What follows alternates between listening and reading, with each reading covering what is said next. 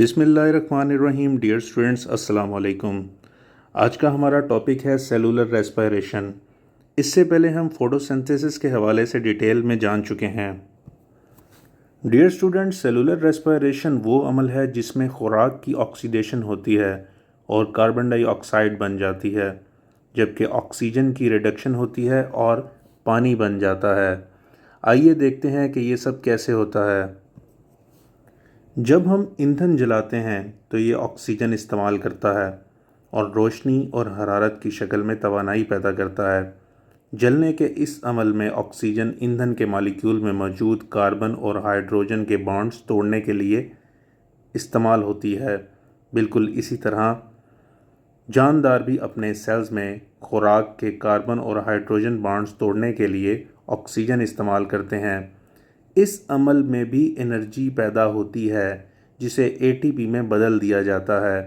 اس عمل کے دوران کاربن اور ہائیڈروجن بانڈ کو آکسیڈیشن ریڈکشن ری ایکشن سے توڑا جاتا ہے۔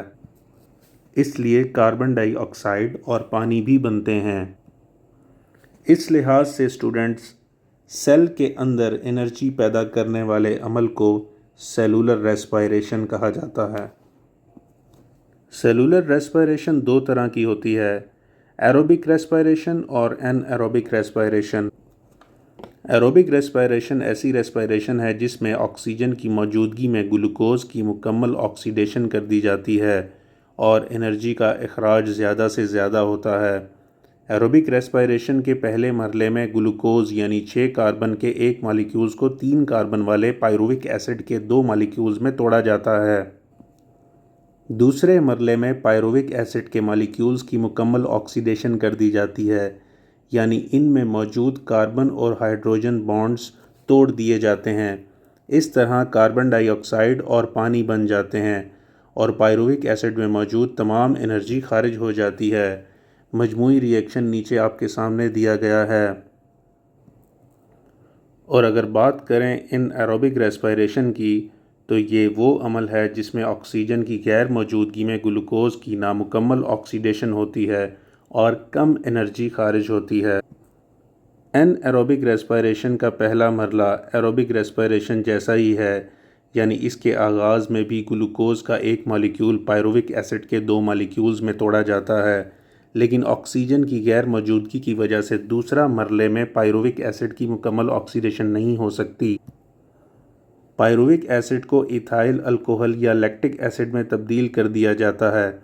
اس طرح ان پروڈکٹس میں بہت سے کاربن اور ہائیڈروجن بانڈز ٹوٹے بغیر رہ جاتے ہیں۔ این ایروبک ریسپائریشن کی مزید اقسام ہیں، جیسے الکوہلک فرمنٹیشن اور لیکٹک ایسڈ فرمنٹیشن۔ پہلے بات کر لیتے ہیں الکوہلک فرمنٹیشن کی۔ یہ عمل بیکٹیریا یا یسٹ وغیرہ میں ہوتا ہے۔ این ایروبک ریسپائریشن کی اس قسم میں پائرووک ایسڈ کو الکوہل اور کاربن ڈائی آکسائڈ میں مزید توڑ دیا جاتا ہے۔ اس کے بعد دوسرے نمبر پر لیکٹک ایسڈ فرمنٹیشن ہے۔ یہ عمل انسان اور دوسرے جانوروں کے اسکیلیٹل مسلز میں تیز اور زیادہ جسمانی کام کرنے کے دوران ہوتا ہے۔ یہ عمل دودھ میں موجود بیکٹیریا میں بھی ہوتا ہے۔ اس این ایروبک ریسپائریشن میں پائرووک ایسڈ کے مالیکیول کو لیکٹک ایسڈ میں تبدیل کر دیا جاتا ہے۔ جی تو اسٹوڈنٹس، این ایروبک ریسپائریشن جس کو ہم فرمنٹیشن بھی کہتے ہیں، اس کی بہت اہمیت ہے۔ جیسے کہ زمین پر زندگی کے آغاز کے وقت ابتدائی زمین اور آبی مساکن میں آزاد آکسیجن موجود نہیں تھی، اس طرح کہ این ایروبک حالات میں شروع کے جاندار اپنے کاموں کے لیے انرجی این ایروبک ریسپائریشن سے حاصل کرتے تھے۔ حتیٰ کہ آج بھی جب آزاد آکسیجن دستیاب ہے، چند جاندار جن میں کچھ بیکٹیریا اور کچھ فنجائی شامل ہیں این ایروبک ریسپائریشن سے انرجی حاصل کرتے ہیں اور ان کو ہم این ایروبس کہتے ہیں۔ انسان اور چند دوسرے جانور این ایروبک ریسپائریشن سے اپنے اسکیلیٹل مسلز کو انرجی فراہم کر سکتے ہیں۔ ایسا اس وقت ہوتا ہے جب اسکیلیٹل مسلز کو زیادہ کام کرنا پڑے، مثلاً ورزش کے دوران، لیکن ضرورت پوری کرنے کے لیے آکسیجن کی دستیابی نہ بڑھائی جا سکے۔